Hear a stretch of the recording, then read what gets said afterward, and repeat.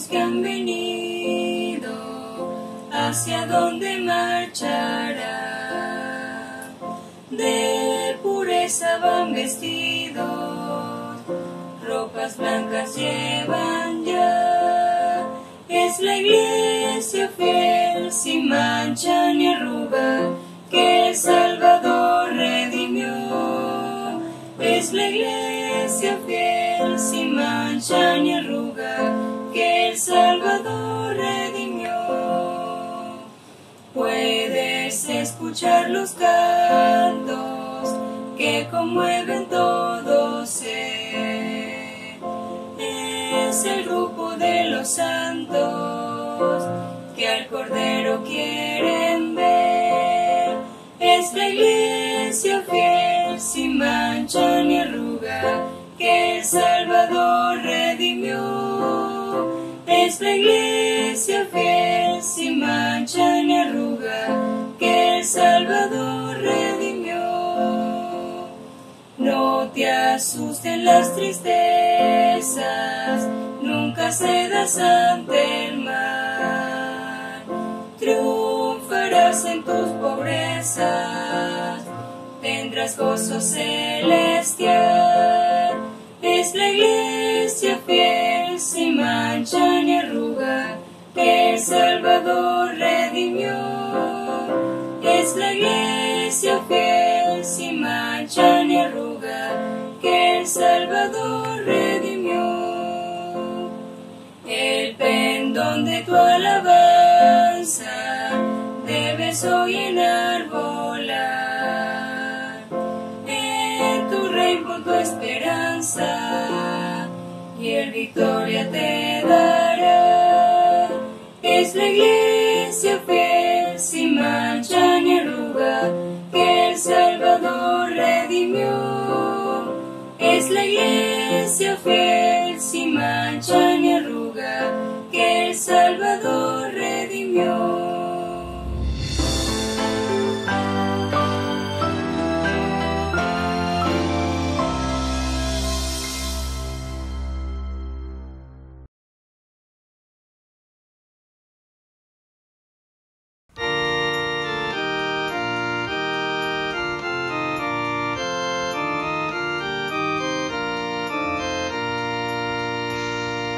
Dios el creador y dueño de cuanto en el mundo está, nos ha honrado al llamarse nuestro Padre Celestial.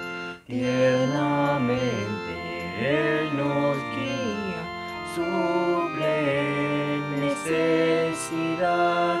Fieles en la disciplina, generoso en su bondad.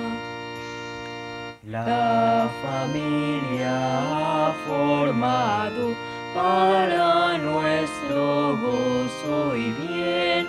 Padre humano le han dado como líder y sostén. A los padres hoy honramos, son de Dios precioso don. Con amor agradezcamos lo que hacen, lo que son.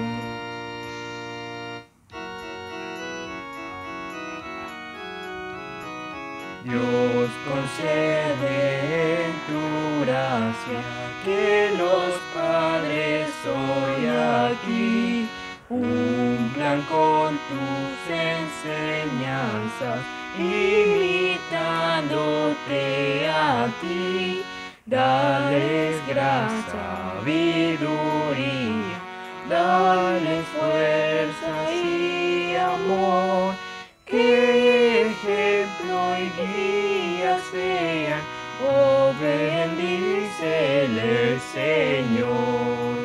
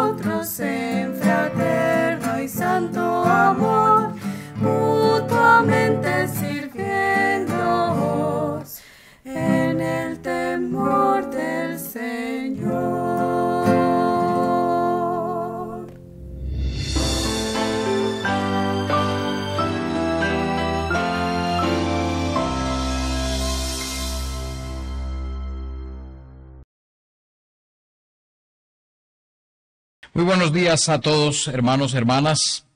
Una vez más nos reunimos, esta vez de manera virtual, porque por un tiempo no estaremos presencialmente en la iglesia. La situación sigue complicada y hoy otra vez las personas están comenzando a acercarse al Señor por esto tan extraño que estamos viviendo. El tercer pico, y como algunos dicen, un pico muy alto, porque en Cúcuta la situación está difícil y oramos los unos por los otros, por los que hoy están bien, porque no sabemos si estarán bien en una semana, por los que hoy están padeciendo, como nuestro hermano Stevens López Sierra y su familia, que han pasado una semana bastante difícil, y algunos otros que están empezando a sentir o a tener algunos síntomas, y estamos orando los unos por los otros. Es un tiempo de acercarnos al Señor, aunque tengamos que alejarnos por un breve espacio de tiempo los unos de los otros. ¿Conocen a Jesús? ¿Quién es Jesús? La comunidad judía y gentil a la que Marcos le habla aparentemente un poco antes del año 70 después de Cristo, estaba entre dos posibilidades. Jesús fue un maestro, un gran maestro que hizo señales al estilo de Elías, de Eliseo, de los grandes profetas del Antiguo Testamento, o Jesús es el Hijo de Dios, ese divino que se presentó pero que no pudo nacer en carne, que no fue humano, sino fue divino, tal vez asemejándose a las tradiciones romanas o a la mitología romana y a la mitología griega, los dioses que venían, aquellos dioses humanados, y Marcos comienza a mostrar en su evangelio quién es Jesús. Y desarrolla, como ya lo hemos dicho varias veces, desarrolla su evangelio a través de una serie de preguntas. Hoy corresponde la pregunta principal: ¿quién es Jesús? De hecho, Marcos comienza afirmando quién es Jesús. En el capítulo 1, versículo 1, y lo podemos leer, por favor. El principio del Evangelio de Jesucristo, el Hijo de Dios. Y a continuación comienza a describir quién es Jesús, el Hijo de Dios. El Mesías o el ungido, Christos en griego, Mashiach en hebreo, el Mesías o el Cristo, ese rey que vendría a dar ese triunfo escatológico a la nación de Israel, que venía a combatir y a destruir a las naciones enemigas, o ese Dios que se humanó, pero que se humanó de cierta manera porque no pudo ser plenamente humano.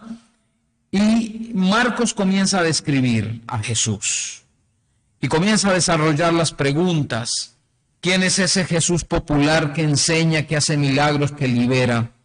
¿Quién es ese Jesús que ordena a las aguas y las aguas le obedecen? ¿Que ordena a los demonios y los demonios se le sujetan?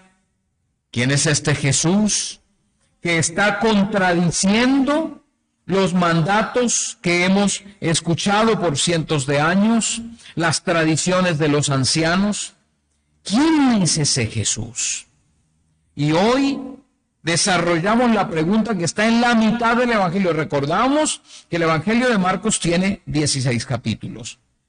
Estamos en el capítulo 8, y aunque Marcos no escribió por capítulos, pero sí en la mitad de su Evangelio, aparece esta pregunta crucial, la más importante de todo el libro, la que Jesús les hace a sus discípulos con relación a lo que decían los demás y con relación a lo que decían ellos.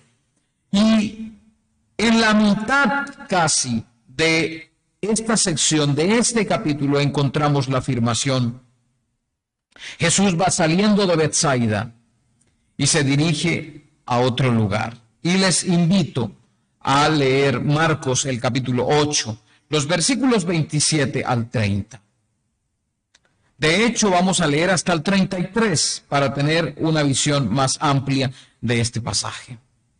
Salieron Jesús y sus discípulos por las aldeas de Cesarea de Filipo. Y en el camino les preguntó a sus discípulos diciendo, ¿quién dice la gente que soy yo? Ellos respondieron, unos Juan el Bautista, otros Elías, otros uno de los profetas. Entonces él les preguntó, y aquí va la pregunta, ¿pero ustedes quién dicen que soy yo? Respondiendo Pedro le dijo, tú eres el Cristo. Él les mandó enérgicamente que no hablaran a nadie acerca de él. Luego comenzó a enseñarles que era necesario que el Hijo del Hombre padeciera mucho, que fuese desechado por los ancianos, los principales sacerdotes, los escribas, que fuera muerto y resucitado después de 3 días. Les decía esto claramente, entonces Pedro le tomó aparte y comenzó a reprenderlo. Pero él se dio vuelta y mirando a sus discípulos reprendió a Pedro diciéndole, quítate de delante de mí, Satanás, porque no piensas en las cosas de Dios, sino en las de los hombres. Les invito a que oremos. Padre, estamos frente a tu palabra, a tu pasaje sagrado, a tu escritura sagrada, aquella que nos habla todo el tiempo, que nos instruye, que nos corrige, que nos reprende, que nos exhorta. Gracias, Señor, porque podemos escucharte audiblemente cuando leemos. Podemos sentir tu palabra en nuestro corazón. Y podríamos vivir tu palabra a través de la obra de tu Santo Espíritu en nosotros. Yo te pido, Señor, que nos acompañes durante este tiempo, para que podamos, al mirar tu palabra, al escudriñar muy brevemente tu palabra, descubrir lo que tú quieres para nosotros. Bendícenos, Padre Celestial, en Jesucristo nuestro Señor. Amén y amén. ¿Quién es Jesús? La pregunta que Jesús les hace a los discípulos, y es la pregunta que hoy el Señor le hace a cada persona. Y es la pregunta que le hace a todo aquel que dice ser cristiano a través de los tiempos, a través de la historia de la iglesia. ¿Quién es Jesús? La respuesta a esta pregunta definirá quién es usted. De acuerdo a lo que yo crea de Jesús, podré decir quién soy. Y lo digo porque yo desde muy niño comencé a escuchar de Jesús. Y comencé a escuchar no solamente del Evangelio, sino también a aprender versículos bíblicos, Juan 3:16, Juan 14:6, Romanos 3:23, etcétera, etcétera. Y comencé a aprender la Biblia, pero me di cuenta, algunos años más tarde, que aprender de Jesús no era conocerlo a Él. Lo conocemos a Él a través de la palabra, sí, pero no es conocerlo a Él de manera directa, sino cuando lo vivimos, cuando lo seguimos, cuando eso que sabemos se convierte en una realidad, cuando lo vivimos. Y hay algunas personas que ya han visto a Jesús. De hecho, no son algunas, son muchas personas las que han visto a Jesús. Jesús, quien se ha presentado en las sinagogas, quien les ha enseñado. Jesús, quien ha tocado a los enfermos y los ha sanado. Jesús, quien ha mandado a los demonios y los ha echado fuera. Jesús, quien ha hablado al viento y cesa la tormenta. Y la gente ha visto y la gente ha escuchado. Y ha escuchado tanto de Jesús afuera de Nazaret, afuera de su región, porque lo escuchábamos la vez pasada, que en su casa no fue aceptado, pero afuera sí. Y este Jesús del que mucho se ha hablado, quiere saber qué opinan sus discípulos de él, pero comienza a hacer una pregunta: ¿quién dice la gente que soy yo? Y la gente, versículo 28, piensa que es Juan el Bautista, piensa que es Elías, es decir, es un profeta. La palabra que él trae viene de parte de Dios y la palabra que él trae viene con poder.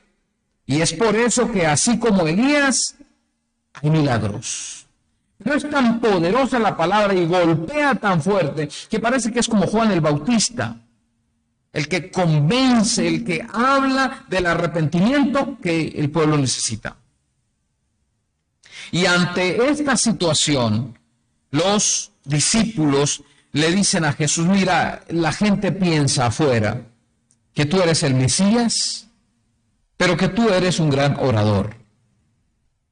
Y es que la oratoria, para muchos, habla, motiva, rompe, pero hasta ahí. Para muchos, Jesús era un predicador especial. Era un predicador prolífico. Pero ya, no se le seguía, solo se escuchaba de él o se lo escuchaba directamente. Pero una diferencia tan grande entre escuchar y seguir. Y tal vez la gente aquí en este pasaje está mostrándose como un ejemplo de todas aquellas personas que a lo largo de la historia han escuchado de Jesús e incluso han escuchado a Jesús cuando leen la Biblia. Cuando leen los evangelios, han escuchado. ¿Para cuántas personas el Sermón del Monte es uno de los mejores sermones dichos en la historia? Pero ¿de qué sirve que el sermón se convierta en algo placentero al oído, en algo sublime al oído también, siempre y cuando eso no impacta? ¿De qué sirve eso? Y son aquellos que escuchan a Jesús, que conocen de Jesús, que están acostumbrados y que pueden describir algo de Jesús y por ende ubicarlo, clasificarlo en algún sector de la religiosidad del primer siglo, pero alejados de Jesús. Para ellos, no puede ser el Mesías. Porque el Mesías que ellos esperaban, el Mesías que el pueblo judío estaba esperando en el primer siglo, era el Mesías político. Y por eso Jesús, en el versículo 30, a la declaración de Pedro: tú eres el Cristo, o tú eres el Mesías, tú eres el Rey que viene a darnos una liberación escatológica. El Señor les manda enérgicamente: no digan nada. Y es por eso mismo que en Marcos una y otra vez el Señor manda que no digan nada a nadie, manda a los demonios que no digan nada, manda al enfermo y le dice: no digas nada. Pero él sale y lo publica, capítulo 1, versículos 40 al 45. Y es enérgico en cuanto al no lo digan a nadie, porque es algo que puede ser malinterpretado. El Mesías político que ellos esperaban era muy distinto a ese que había venido. Y aquí vemos también las expectativas distorsionadas de los que esperan a Jesús. Jesús, el que va a resolver los problemas nacionales. Jesús, el que viene a resolver los problemas personales, familiares, locales. Jesús, el que viene a traer paz a través de una guerra. Y es una óptica distorsionada, es una visión distorsionada de Jesús, el Hijo de Dios. Y por eso Jesús les dice a sus discípulos: no lo digan a nadie. Tal vez porque Jesús sabía que lo podían coronar antes de tiempo, por lo menos la intención de la gente sería esa. de que lo seguirían por razones equivocadas, y eso era lo que no quería Jesús. Hoy en día, queridos hermanos, la situación no ha cambiado. Se está buscando a Jesús por las intenciones equivocadas.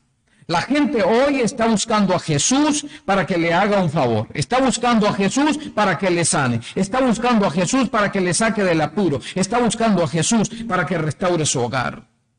Y aunque Jesús sí puede hacer eso, aunque el Señor sí puede hacer eso, las intenciones no son las correctas. Y es por eso que Jesús, a continuación, después de aceptar la declaración de Pedro, comienza a decir que el Hijo del Hombre padecerá mucho, será desechado por los ancianos, los principales sacerdotes, los escribas, que será muerto, pero resucitará al tercer día. Y esto lo dice 3 veces, por lo menos, en el Evangelio de Marcos. Y es algo que ni siquiera sus discípulos aceptan, porque Pedro lo llama aparte y le dice: no, Señor, que no te acontezca esto. Es la imagen distorsionada del Señor, que no es Señor, sino siervo. Del que viene a ayudarnos, a liberarnos, a darnos. De ese Señor que está dispuesto a que le pidan y Él dará.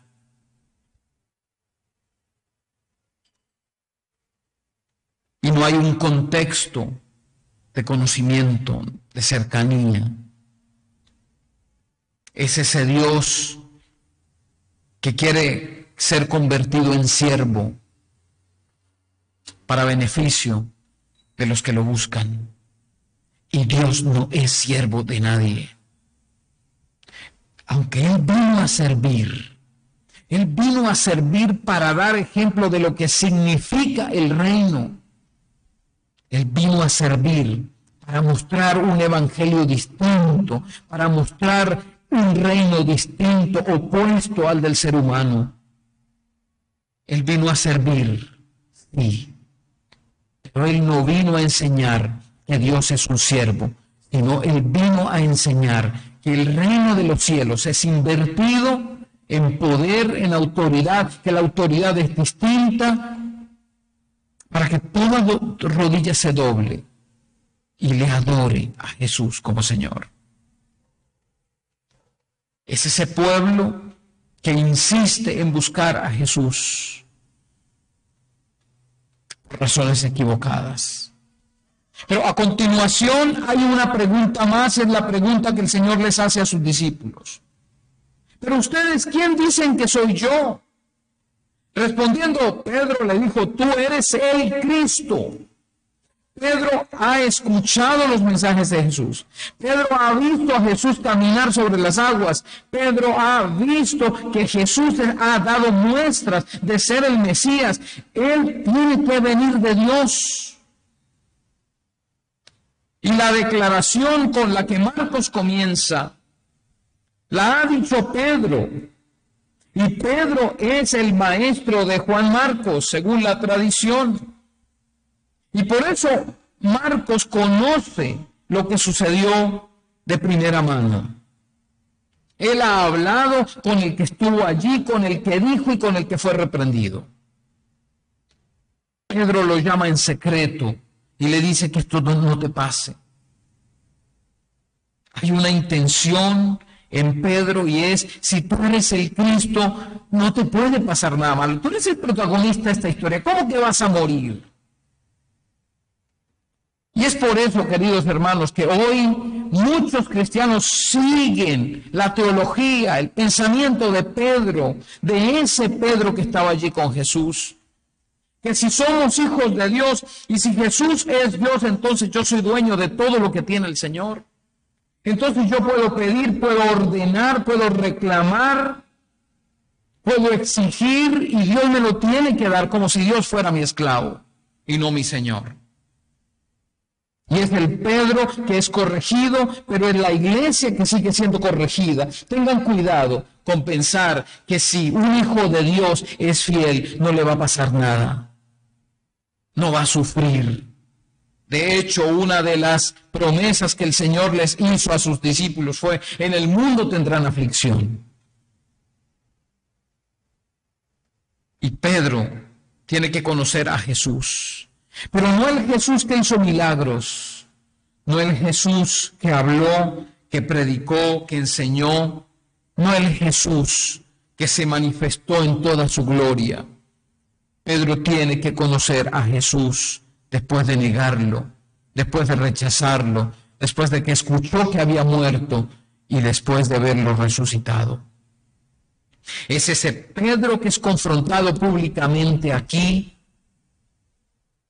el mismo que después, tiempo después, le escribe en su primera y en su segunda carta a la iglesia primitiva, instándoles a la fidelidad, porque él ya ha conocido al Jesús. ¿Y cómo se le conoce? Marcos nos está dando varias pistas aquí. De hecho, aquí comienza un largo recorrido que Jesús hará hacia Jerusalén.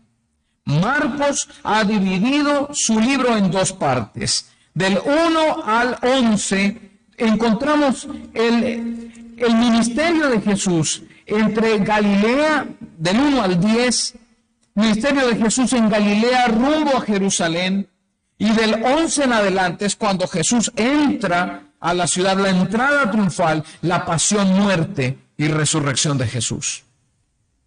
Él en 10 capítulos condensa los años de ministerio de Jesús y en 6 capítulos amplía la pasión, muerte y resurrección de Jesús. Pero ya está llegando al final de esa primera parte. Estamos en el capítulo 8 y ya inicia el camino de Jesús. Jesús hasta este momento se ha encontrado con los discípulos en la casa. Y una y otra vez, Marcos dice, estaban en la casa. La casa es muy importante para Jesús, es la escuela, es el lugar de enseñanza. Pero ahora cambia el espacio geográfico de la enseñanza y dice el versículo 27, salieron Jesús y sus discípulos por las aldeas de Cesarea de Filipo y en el camino les preguntó a sus discípulos diciendo, ¿quién dice la gente que soy yo? Es en el camino donde lo conocen, donde le siguen. ¿Será esta la intención de Marcos al decirle a la iglesia que está siendo ya perseguida, que no entiende por qué está sufriendo? Decirle a la iglesia, lo ideal no es pensar por qué estamos sufriendo. Lo mejor que puede hacer un cristiano no es ponerse a pensar y romperse por dentro. ¿Por qué está sucediendo esto? ¿Por qué me pasa esto a mí? ¿Por qué no consigo empleo?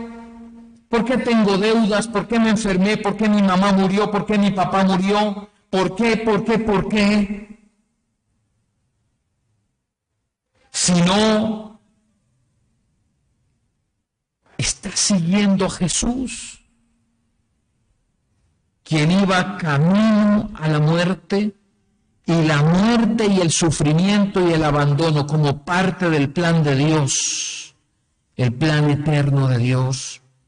Una comprensión innovadora para ellos. Es una teología que tiene que ser revuelta en sus cabezas y en sus corazones.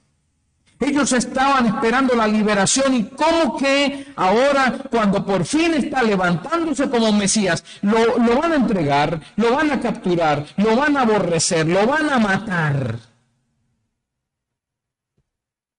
Pero no prestan atención al momento de la resurrección, porque tal vez se enfocan en el sufrimiento. ¿Cómo es posible el dolor? La iglesia que ha sufrido durante siglos, ¿cómo es posible que sufra? El cristiano que está en casa, encerrado por la pandemia, ¿cómo es posible que me esté pasando esto si soy hijo de Dios? Pues bien, queridos hermanos, queridas hermanas, si Dios tenía preparada una prueba para su Hijo amado, a través de los tiempos, el Señor ha formado a su iglesia a través de la persecución, a través de las pruebas, a través del dolor.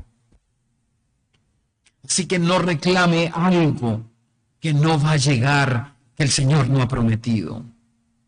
Entonces es posible entender que sufrimos, que nos quedamos sin recursos, que nos quedamos sin empleo, Qué bueno que hoy que estamos celebrando el Día del Padre, podamos recordar la necesidad que tenemos con nuestros hijos, a enseñarles a quién seguir, quién es Jesús. Podemos enseñarles una religión, podemos hablarles de una iglesia, podemos hablarles de una serie de tradiciones, de lo que está bueno, de lo que está malo, o podemos hablarles del Jesús que vino y que murió, y que fue necesario que, además de morir, antes de morir, sufriera, padeciera, por voluntad del Señor.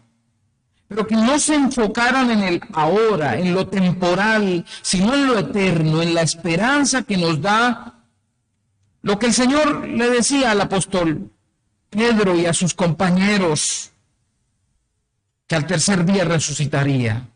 Es allí donde está el enfoque de nuestra fe.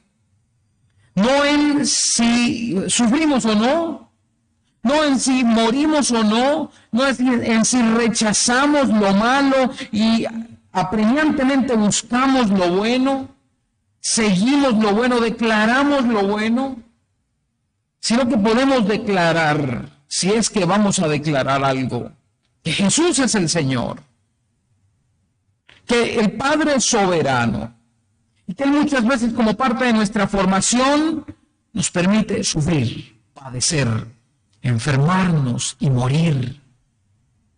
Pero que no nos enfoquemos como los discípulos, como Pedro. No, Señor, no lo digas. Las palabras tienen poder. Cuidado, no digas nada malo. Que eso no te pase, que eso no te suceda. Recházalo. Sino que podamos enfocarnos en que el Señor puede permitirnos como parte de la formación el sufrimiento, pero que hay una esperanza permanente, eterna, y es que esto no se acaba aquí, sino que hay una esperanza de resurrección. Como el mismo apóstol Pablo también decía, si creemos que Cristo murió y resucitó, entonces nosotros, los que morimos, seremos levantados. Primero los que ya murieron y luego los que estemos vivos seremos levantados para esperar al Señor en las nubes. Qué precioso saber que el Señor no nos ha prometido la ausencia del dolor, pero sí que nos ha prometido estar con nosotros en el camino, cuando le seguimos, cuando seguimos sus pasos, sus pisadas, y que Él vendrá por nosotros, por su iglesia. Es allí donde debemos enfocar nuestra fe, nuestra confianza, nuestra esperanza. Es eso lo que nosotros como padres debemos tratar de buscar. El ser piadosos, pero además que nuestros hijos puedan ver que seguimos a un Dios vivo, que seguimos a un Dios que permite el dolor, pero que está allí para consolar, que permite la muerte, pero que vendrá algún día para levantarnos. Y es donde la esperanza hace la diferencia entre el duelo triste, devastador, y el duelo esperanzador que puede cantar. ¿Quién es Jesús para usted? Otra vez, y perdonen que sea insistente, es aquel que enseña bonito, el que hay que leer para tener una vida mejor, pero que está allí. O es ese Jesús que hace milagros, ese Jesús que sí lo entendemos, es hijo de Dios, pero también está allí, lo buscamos cuando lo necesitamos. ¿O es ese Jesús que vino para que le conociéramos al Dios encarnado y que nos invita a caminar con Él? ¿Les parece si oramos? Padre, gracias te doy por tu palabra. Gracias porque sabemos que estamos en tus manos, que nuestras vidas están en tus manos. Gracias porque nos das el privilegio de ser padres y poder aprender mucho de la paternidad, con la paternidad tuya con Jesús, que el buen padre no es aquel que siempre da todo lo que el hijo quiere, sino que permite aún que su hijo sufra, padezca por los propósitos eternos. Que Cristo pueda ser nuestro guía, que podamos caminar con Él día a día. Fortalécenos, Señor, ayúdanos. Te lo pido en Jesucristo. Amén.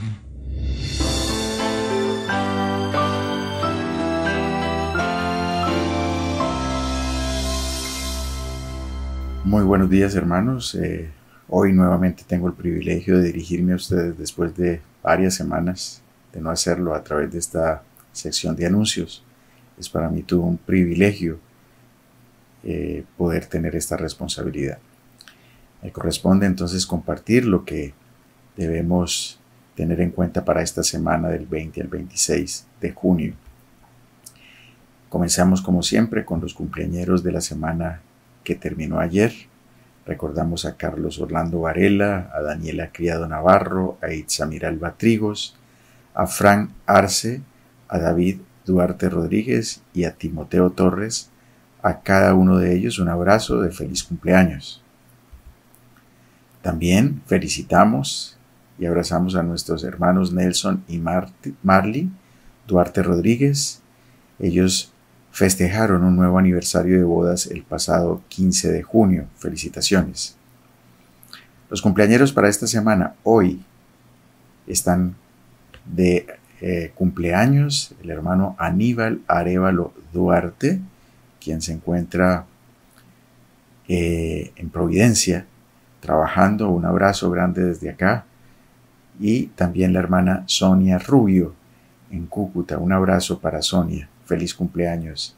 Evelyn Duarte Machado, el 22. Laura Lisette Farfán, el 25. Y el 26, Ervin Rodríguez Quintero. Feliz cumpleaños para cada uno de ellos. Un abrazo de feliz aniversario para Rubén y Kimberly Ojeda Riveros, el 22 de junio. Están de aniversario de bodas. Recordamos a la familia Hernández Díaz, tanto en Medellín como aquí en Cúcuta. Recordamos a Mario César, el 25 de junio celebramos un cabo de año adicional de su partida.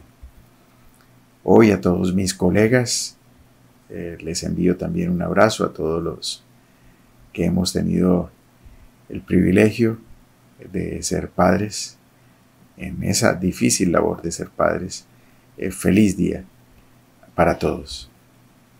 Motivos de oración, muchos motivos de oración. Son tiempos muy difíciles, complejos, pero tenemos la certeza que en el Señor somos más que vencedores, independientemente de las circunstancias. Recordar en motivos de oración por salud a los esposos Timoteo y Lynn Anderson, quienes se encuentran en diversos estudios, cirugías programadas. Esperamos que ellos puedan permanecer con una salud física y espiritual la mejor que se pueda.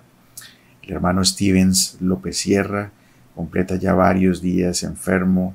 Recordemos a él, a Margarita, a su nena, en oración para que el Señor los acompañe, los fortalezca, los consuele. A Mónica Ortega también la recordamos en este tiempo de recuperación. Y seguimos recordando a las familias Vesga Ibáñez y a los Castro Munevar para que el Señor les dé la fortaleza y el consuelo que necesitan. Hermanos y más, un privilegio nuevamente saludarles. Les amo profundamente a todos. Espero que pronto nuevamente también podamos estar reunidos en nuestro local consagrado al Señor. Un abrazo grande. Adiós.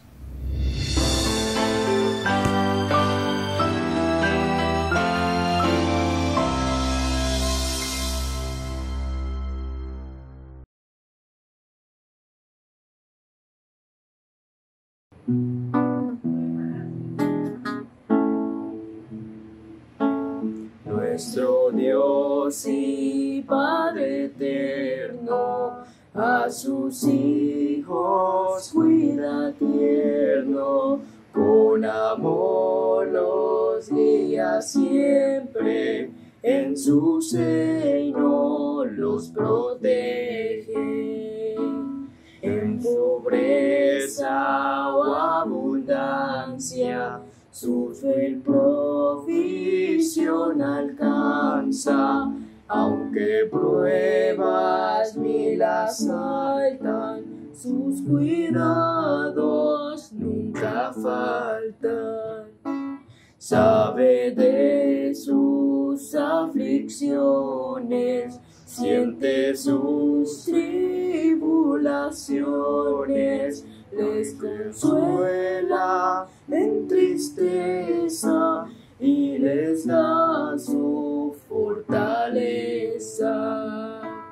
De su amor constante y fuerte, ni la vida ni la muerte nunca pueden separarles. Protección se goza en darles. A sus hijos Dios sustenta, bendiciones les aumenta, ni avecillas en su nido, tal cuidado han recibido.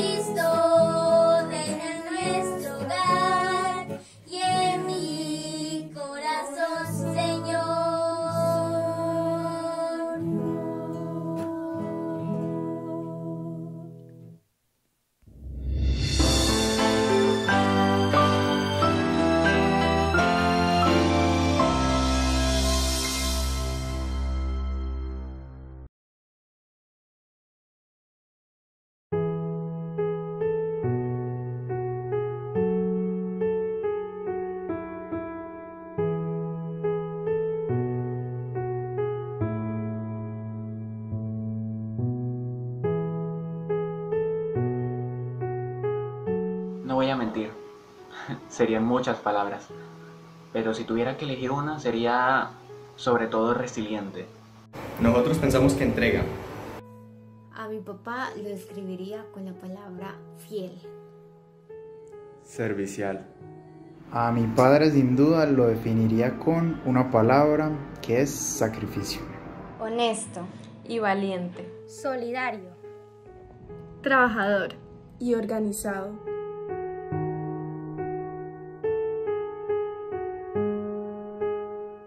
A mi papá le gusta hablar sobre su infancia y también le gusta ver mucho el noticiero de las 7. hablar, escucharlo y pedirle consejos. También compartir tiempo de calidad juntos. Me gusta contarle mis cosas a mi papá, es muy bueno escuchando. Me gusta ver partidos de fútbol, ver películas con él y también cantar. El compartir la palabra de Dios juntos. También jugar Uno y Monopolio con él. Aprovechar al máximo el tiempo en familia. Me encanta jugar voleibol con él. Y a mí me encanta escucharlo hablar de medicina. Sinceramente no tengo ninguna acción en particular. Desde algo tan pequeño como leer un libro hasta algo más grande como salir de aventura, siempre lo he disfrutado, cada segundo.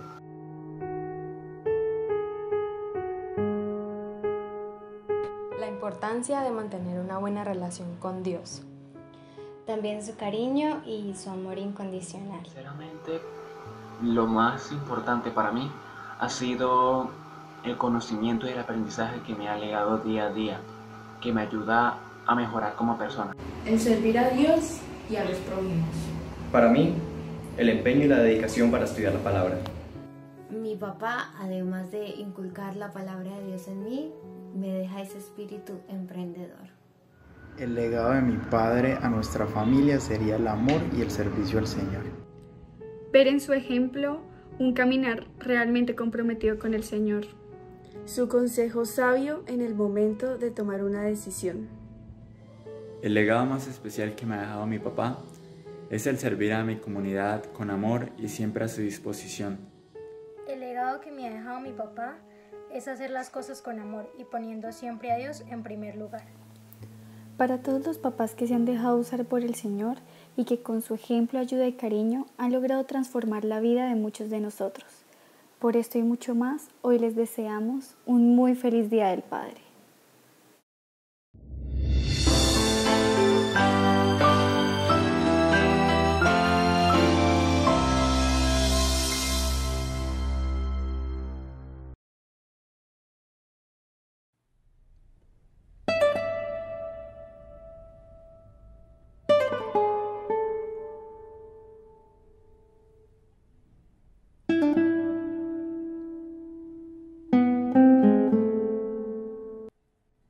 Papá no puede ver. Papá no puede ver esta tarde, ni esa cometa, ni ese árbol que está creciendo más rápido que yo. No puede ver el viento corriendo entre las hojas, ni el naranja, el gris, el blanco y el azul de este arrebol que me sostiene el alma. De aquí a la eternidad llegó la noche, eterna noche a sus ojos. Él resistió lo más que pudo, pero su luz murió primero. Ahora aguza sus oídos para tocar la voz de los hijos y los nietos. Me toma la mano para no perderse totalmente. Yo le hablo para que no se vaya detrás de la tristeza. Él se consuela cuando sabe que en mis ojos todavía hay luz y puedo ver el viento corriendo entre las hojas.